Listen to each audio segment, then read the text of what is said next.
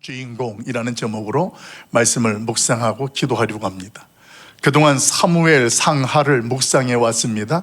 그게 지난주로 다 마치게 되고 오늘부터 새롭게 이어서 열왕기서를 묵상합니다. 그 열왕기서를 묵상하는데 열왕기라는 말의 의미는 말 그대로 그 안에는 왕들에 대한 이야기를 정리해 놓은 책이 열왕기서다, 이렇게 그 단어적으로는 깨달을 수 있습니다.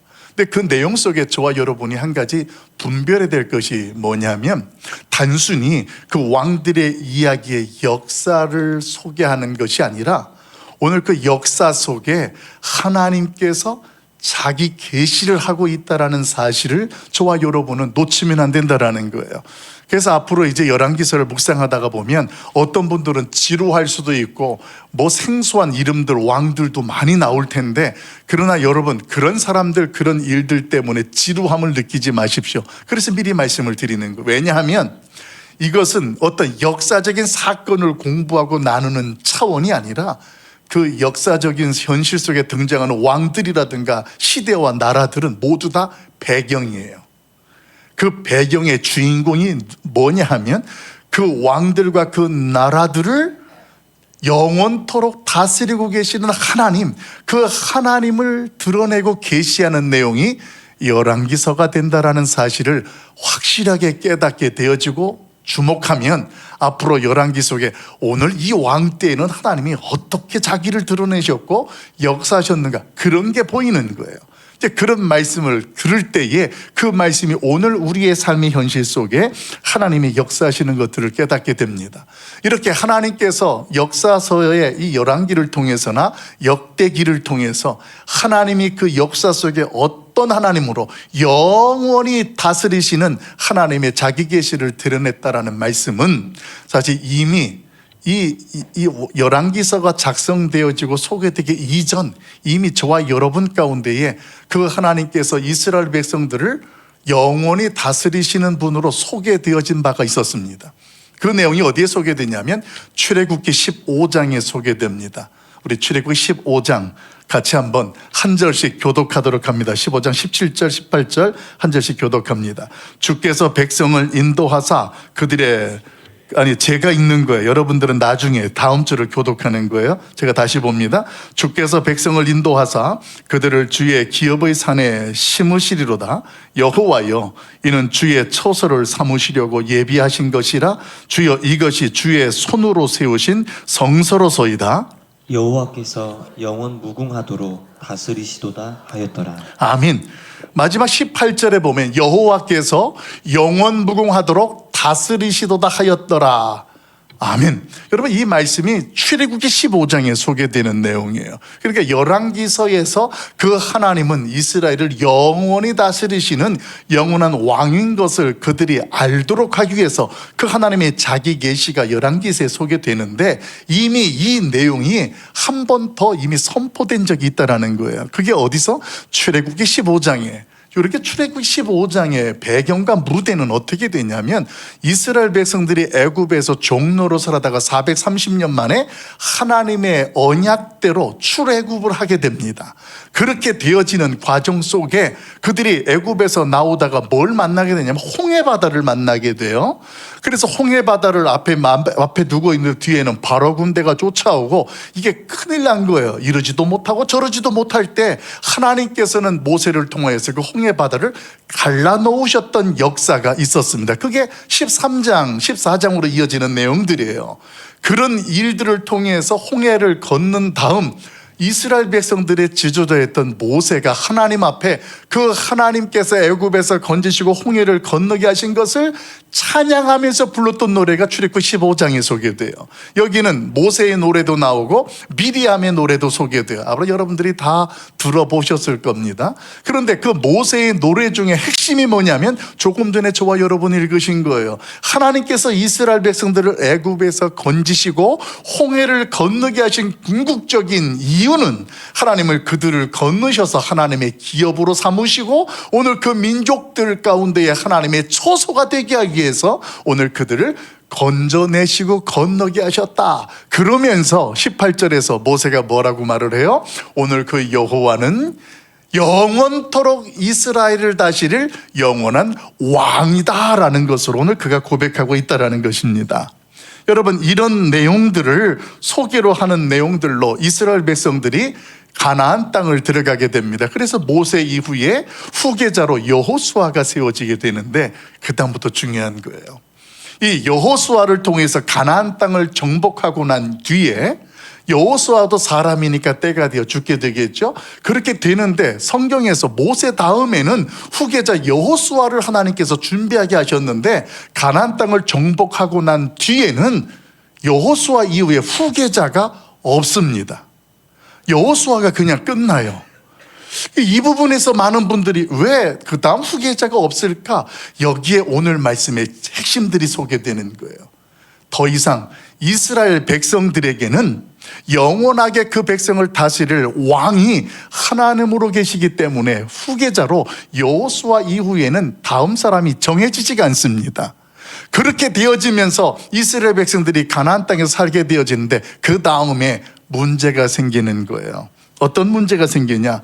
이스라엘 백성들 가운데 눈에 보이던 지도자가 생기지 않게 되니까 그 백성들이 살아가는 방식들이 나타나는데, 그게 어떻게 나타나느냐면 자기의 소견대로 살아가기 시작하는 거예요. 이게 사사시대였어요. 출애굽 이후에, 여호수아 이후에 사사시대의 백성들은 지도자가 눈에 안 보이니까 자기들의 소견대로 살아가는 시대가 이어져요. 그러다 보니까 심지어 어떤 일들이 일어나냐면 그들 가운데 소견대로 사니까 우상 숭배까지 나타납니다. 우상 숭배가 나타나고 이스라엘 백성들이 타락하게 되니까 하나님께서는 그 백성들을 그래도 포기할 수 없어요.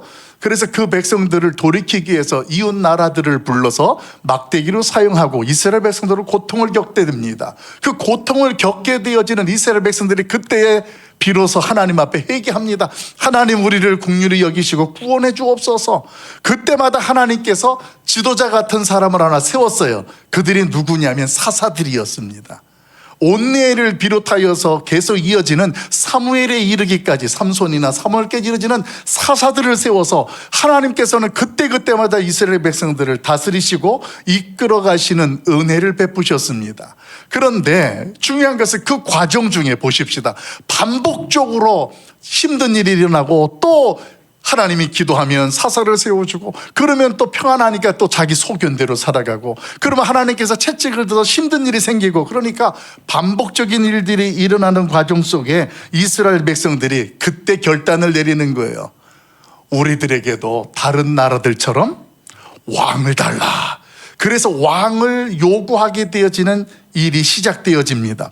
근데 이 이야기는 조금 전에 저와 여러분들이 읽었던 내용들, 그 내용들과 연결되어지는 말씀인데, 사무엘상 8장 9절 8절 9절 같이 한번 읽어봅시다. 사무엘상 8장 8절 9절, 제가 한 절이고 여러분들이 한 절 봅니다. 내가 그들을 애굽에서 인도하여 낸 날부터 오늘까지 그들이 모든 행사로 나를 버리고 다른 신들을 섬김같이 내게도 그리하는도다.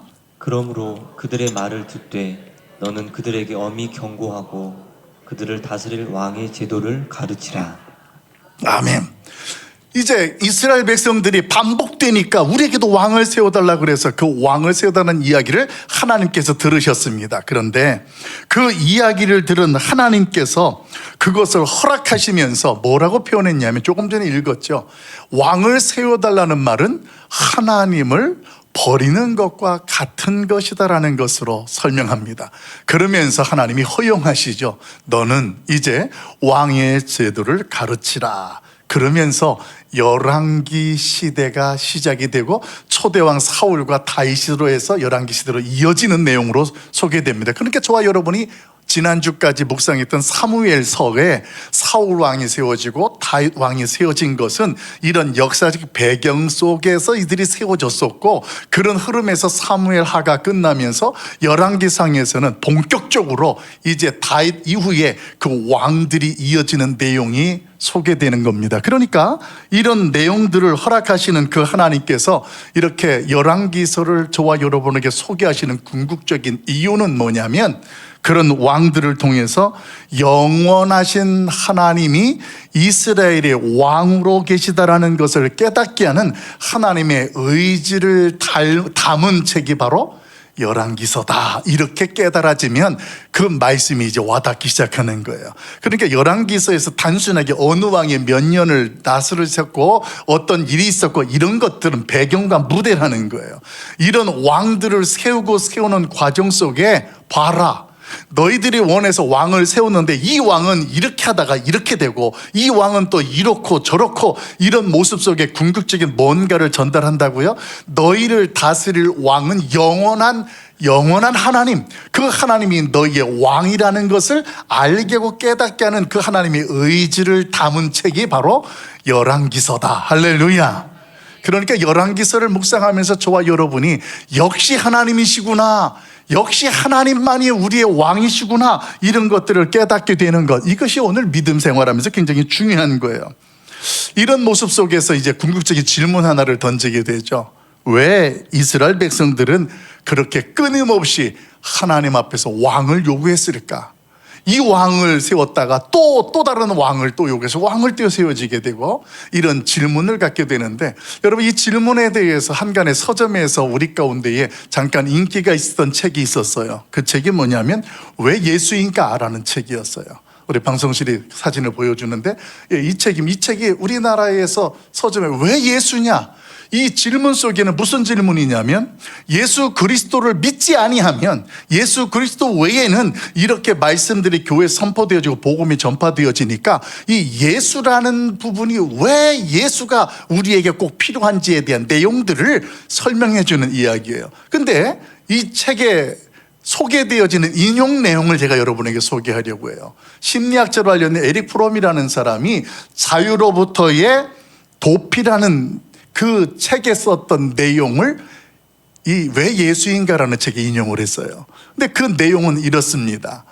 이 왜 예수인가라는 책에서 어떤 내용을 하냐면 바하라든가 그리고 베토벤을 배출했던 나라가, 그 민족들이 어찌하여서 오늘 히틀러와 같은 광인을 추대하고 그들을 따를 수가 있는가라는 질문을 던져줍니다. 그러면서 그 질문 속에 어떻게 책은 소개되냐면 그들이 이렇게 문학적으로 전 세계적으로 이렇게 유명한 어떤 바하라든가 베토벤 같은 사람을 배출했지만 이렇게 잔인무도한 히틀러를 또 추앙하는 그 이유는 그들에게 주어진 자유라는 것에 대하여서 그 자유를 누릴 만한 성숙됨이 없었기 때문에 주어진 자유에 대한 부담감으로 히틀러와 같은 그런 인물의 지배와 다스림을 받는 것도 요구하였다라는 내용으로 소개하고 있습니다. 그리고 이 내용을 오늘 이 열왕기서나 저와 여러분의 신앙생활로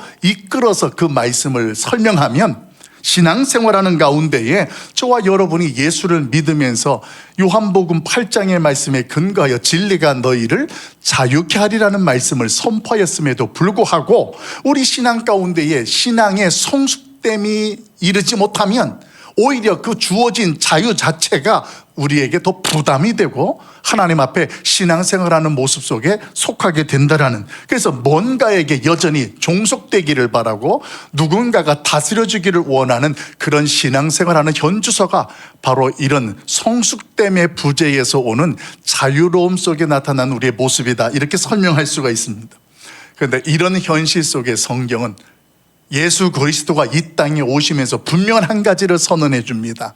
그것은 뭐냐면 복음이 우리를 진정으로 참 자유하게 한다라는 메시지를 선포해 주게 되는 거예요. 그래서 이 복음을 통해서 우리가 어떻게 자유를 누리게 되어지는지, 그 자유를 얻게 되는지를 사도 바울이 분명하게 설명해 주게 되어지는데, 특별히 이 복음을 가지고 바울이 전도를 많이 하고 선교를 많이 했잖아요. 그런 가운데 고린도 교회에 가서도 복음을 여러 차례 전했습니다.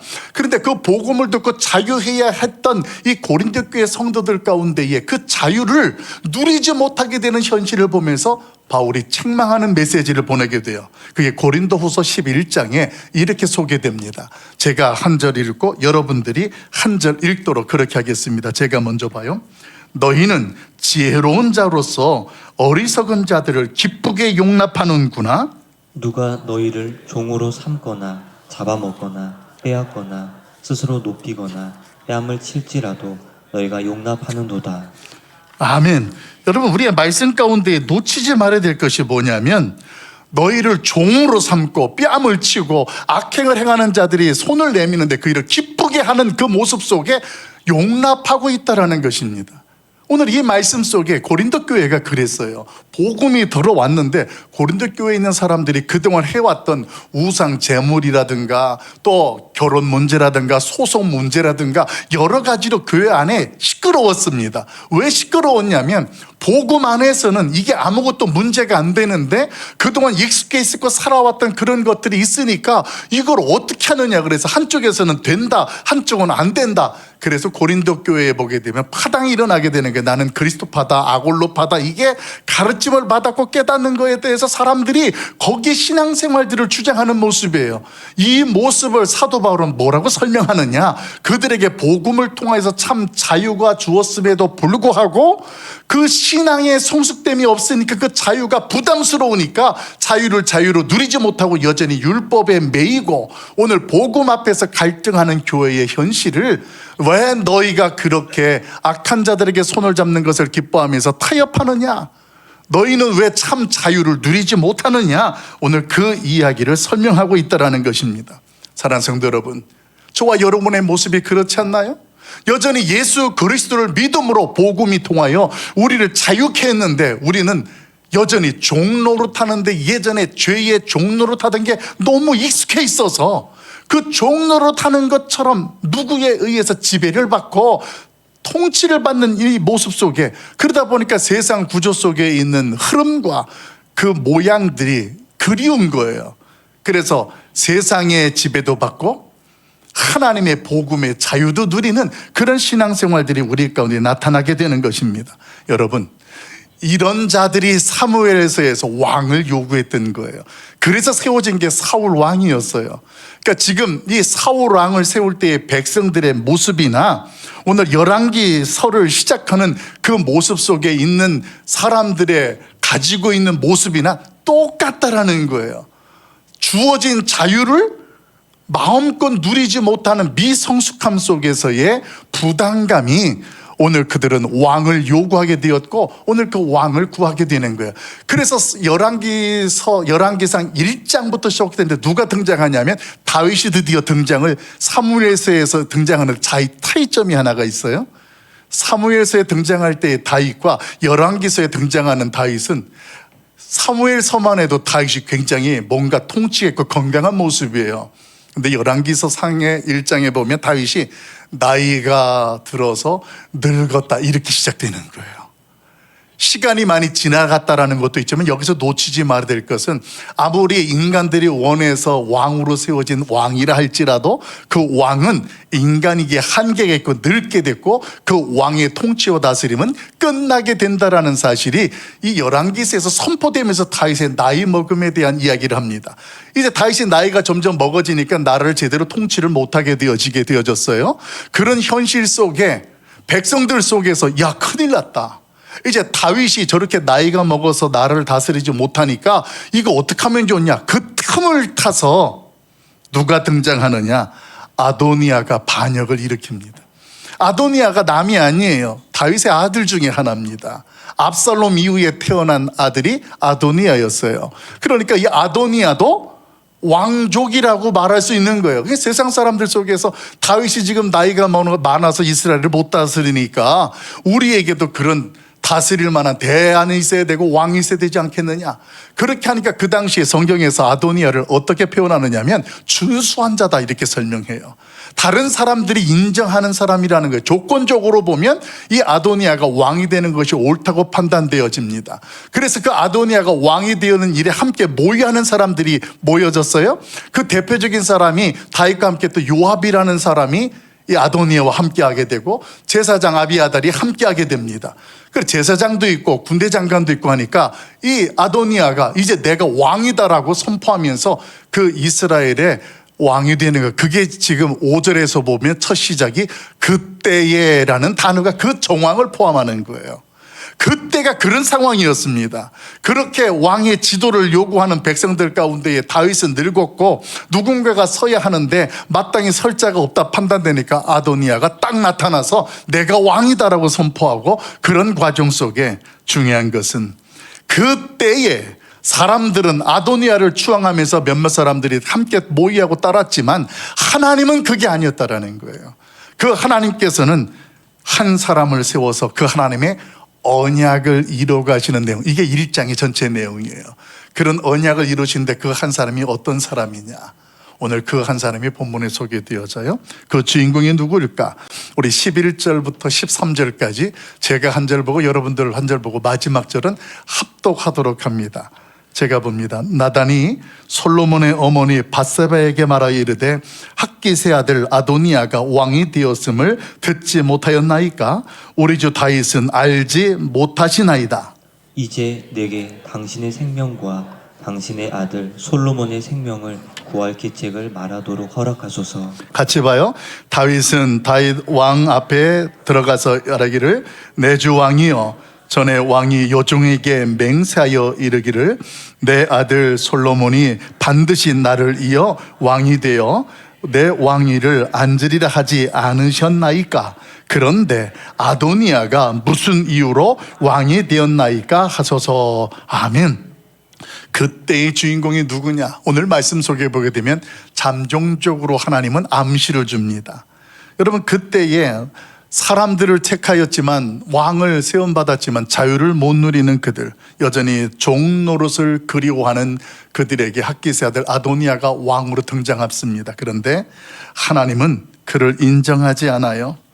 왜냐하면 오늘 하나님의 나라에는 하나님께 특별하게 작정하신 의지가 있기 때문에 그래요. 우리 방송시 볼까요? 하나님의 나라는 같이 그 밑에 읽어봅니다. 시작. 스스로 왕이 되려는 자나 외적인 조건으로 세워지는 것이 아닙니다. 하나님의 나라는 하나님의 은혜가 무엇인지를 아는 사람이 주인공입니다. 아멘. 아멘입니까? 아멘. 하나님의 나라는 어떤 자격이나 조건으로 들어가는 게 아니라는 거예요. 맞아요? 오직 뭘로 가능해요? 은혜라는 것은 여기서 십자가의 은혜, 그 십자가를 믿는 믿음으로만 하나님의 나라에 들어가고 백성이 된다라는 말을 설명하는 것입니다. 오늘 그런 현실 속에 하나님은 나단 선지자를 보내게 됩니다. 그래서 밧세바로 하여금 지금 아도니아가 왕이라고 선언하고 있는데 이거는 하나님께서 이때에 세운 주인공이 아니다라는 이야기를 해주는 거예요. 그러면서 무슨 이야기를 합니까? 과거에 오늘 밧세바와 다윗의 이야기를 기억하게 해줍니다. 그러면서 그때에 다윗이 했던 말을 가서 왕에게 말하라고 이야기하게 합니다. 오늘 그 이야기를 전달하게 주었을 때 결국 그 내용의 핵심은 지금 아도니아는 그때의 주인공이 아니다라는 것을 분명하게 선포하는 거예요. 우리 말씀 볼까요? 29절부터 31절까지 한 절씩 교독합니다. 제가 먼저 볼게요. 왕이 이르되 내 생명을 모든 환난에서 구하신 여호와께서 살아계심을 두고 맹세하노라. 내가 이전에 이스라엘의 하나님 여호와를 가리켜 내게 맹세하여 이르기를 내 아들 솔로몬이 반드시 나를 이어 왕이 되고 나를 대신하여 내 왕에 앉으리라 하였으니 내가 오늘 그대로 행하리라. 밧세바가 얼굴을 땅에 대고 절하며 내 주 다윗 왕은 만세수를 하옵소서 하니라. 아멘. 밧세바가 다윗 왕에게 이야기하는 거예요. 왕이요, 이게 어떻게 된 일입니까? 지금 아도니아가 왕이 되니요, 어떻게 그가 왕이 될 수 있습니까? 예전에 왕께서 나에게 했던 말이 있지 않습니까? 우리의 아들이 왕이 되게 하리라고 하나님께서 약속하셨었는데 왜 왕은 그 약속을 어기십니까? 그 이야기를 전해주게 되자 이 다윗이 그 말을 듣고 이제 그 때의 주인공으로 세우게 되는 거예요. 그런데 사실은 오늘 그때의 이야기가 전개되어지는 내용 속에 오늘 그 주인공이 솔로몬으로 소개되어지는 배경이 있었습니다. 우리가 아는 것처럼 다윗이 우리아의 아내 밧세바와 동침을 하게 되면서 이제 범죄하게 되었잖아요. 그리고 난 이후에 이 우리아의 아내 바세바를 궁으로 데려와서 아이를 낳게 되었습니다. 그런데 그 아이가 태어나자마자 어떻게 돼요? 시름시름 병에 들어서 죽어가니까 다윗이 하나님의 전에 나아가서 기도하게 됩니다. 그런데 그렇게 기도할 때에 하나님은 그 다윗의 기도를 들으시면서 은혜를 베푸시고 그 은혜로 이 바세바를 위로하게 했었습니다. 그때에 위로했던 내용이 어디에 소개되냐면 사무엘하 12장 24절 25절에 이렇게 기록됩니다. 우리 제가 먼저 한 절 보고 여러분들이 봅니다. 다윗이 그의 아내 바세바를 위로하고 그에게 들어가 그와 동침하였더니 그가 아들을 낳음에 그의 이름을 솔로몬이라 하니라. 여호와께서 그를 사랑하사 선지자 나단을 보내 그의 이름을 여디디아라 하시니 이는 여호와께서 사랑하셨기 때문이더라. 아멘. 여러분, 성경에서는 그때의 주인공을 지금 누구라고 설명하냐면 솔로몬이라는 이야기로 선언합니다. 자, 그런데요, 이 솔로몬의 등장이 오늘 신학적으로 성경에서 무엇을 저와 여러분에게 선포하는지를 이걸 깨달아야 돼요. 다윗과 바세바가 범죄하였던 죄 때문에 오늘 그 문제로 하나님 앞에 회개도 했었습니다. 그렇게 회개했던 이후에 하나님께서 그 죄를 용서하신다는 실질적인 뭔가 증표와 사인이 이 다윗과 바세바에게 주어지게 되는데, 그것이 무엇이었느냐면 그때의 기도 중에 하나님께서 다윗에게 위로하면서 이제 그 바세바를 위로하게 하는 내용 속에 그게 담겨 있었어요. 이제 내가 아들을 낳게 될 것인데 그 아들이 나의 후계자가 될 것이다, 이렇게 이야기를 했습니다. 그래서 바세바가 낳았던 아들이 누구라는 이야기예요? 그게 솔로몬이라는 거예요. 근데 여기서 성경은 하나를 더 분명히 소개해 줍니다. 그렇게 솔로몬이 태어났는데 그 솔로몬에게 하나님께서 또 다른 이름을 하나 소개해 줘요. 오늘 그 또 다른 이름, 조금 전에 여러분들이 읽었던 이름이에요. 어떤 이름이옵니까? 여디디아다. 여디디아 뜻이 어떤 거라고요? 하나님의 사랑을 입은 자. 그러니까 결국은 이 솔로몬이라는 자가 이 땅에 태어나고 왕이 되는 것은 무엇을 드러내는 것이냐면 하나님께서 죄를 용서하신 결과가 솔로몬이 태어난 것이고, 오늘 그 솔로몬이 왕으로 서 있는 것은 하나님께서 죄를 용서하신 것과 더 나아가서 하나님이 이 땅에 진정한 영원한 왕이 되신다라는 것을 선포하는 것이, 이것이 여디디아라는 이름을 주시면서 사랑을 입은 자, 오늘 그렇게 솔로몬이 왕으로 선다라는 것입니다. 여러분, 이 말씀 가운데 저와 여러분이 깨닫고 분배될 것이 하나 있어요. 저와 여러분이 어쩌면 말이에요, 죄와 허물로 죽었던 그런 존재였잖아요. 그런데 하나님께서 저와 여러분을 하나님 나라의 백성으로, 자녀로 삼아주셨잖아요. 어떻게 우리가 됐습니까? 우리가 아도니아처럼 뭔가 조건과 자격이 되어져서 하나님의 백성이 되었습니까? 아니면 오늘 솔로몬처럼 죄 용서함에 대한 상징과 그 하나님의 은혜로 세워진 자의 모습으로 저와 여러분이 하나님의 자녀가 되었습니까? 전자입니까? 후자입니까? 후자예요. 우리가 허물과 죄로 죽었던 우리인데 아무런 조건도 묻지 아니하시고 하나님께서 저와 여러분에게 은혜를 베푸셨어요. 그게 십자가 사랑이에요. 그래서 예수 그리스도를 믿으면 오늘 그 믿는 믿음으로 말미암아 저와 여러분은 하나님 나라의 자녀가 되는 거예요. 여러분, 이것이 오늘 이 열왕기 상에서 저와 여러분에게 선포하는 메시지입니다. 이 시대에 누구도 하나님의 나라의 주인공은 어떤 자격과 조건이 아니라 하나님의 은혜를 입은 자만이 하나님의 나라의 백성이 되고 오늘 하나님의 자녀가 된다는 사실입니다. 할렐루야. 그 사람을 하나님께서는 솔로몬에게 다른 이름으로 설명해 줬죠. 그게 여디디아다, 이렇게 선언해 준 겁니다. 이제 말씀을 제가 정리하려고 해요. 아도니아는 스스로 일어나는 사람이었습니다. 그런데 하나님은 아니다. 오직 하나님의 은혜를 입은 자만이 하나님 앞에서 여디디아로 서고 하나님의 나라의 주인공이 될 수 있다는 말씀으로 우리에게 선포되고 있는데, 사랑하는 성도 여러분, 오늘 그 사랑이 이미 저와 여러분에게 임하여진 줄로 믿습니다. 십자가의 은혜와 그 사랑을 깨닫고 믿는 저와 여러분을 하나님께서 뭐라고 칭해 주실까요? 저와 여러분을 이 시대의 너희가 여디디아다. 할렐루야. 하나님의 은혜를 입은 자들이다, 사랑을 입은 자들이다 이야기하는 거예요. 여러분, 우리가 아무것도 하지 않았는데 하나님께서 당신을 사랑하십니다, 이 말씀을 들으면 우리의 마음속에 있던 그 어떤 것들이 다 무너져 내리는 거예요. 그럼에도 불구하고 하나님이 나를 사랑하셨구나. 오늘 그 하나님이 그럼에도 나를 사랑한다는 마음속에 가졌던 것들이, 어떤 욕망이라든가 필요든가 욕구들이 하나님이 당신을 사랑하십니다, 이 말씀만 들으면 다 충족되어지는 것들을 경험하는 거예요. 여러분, 하나님이 여러분을 사랑하심을 믿습니까? 그 하나님이 나를 사랑하시기 때문에 내가 지금 어떤 상황 속에 있고 어떤 문제와 고통 속에 있어도 하나님이 나를 사랑하시면 그것으로 만족되는 것들이 고백되어지십니까? 그렇다면 여러분은 이 시대의 여디디아인 줄로 믿습니다. 우리 좌우에 고백할까요? 당신이 여디디아입니다. 당신이 주인공입니다. 아멘.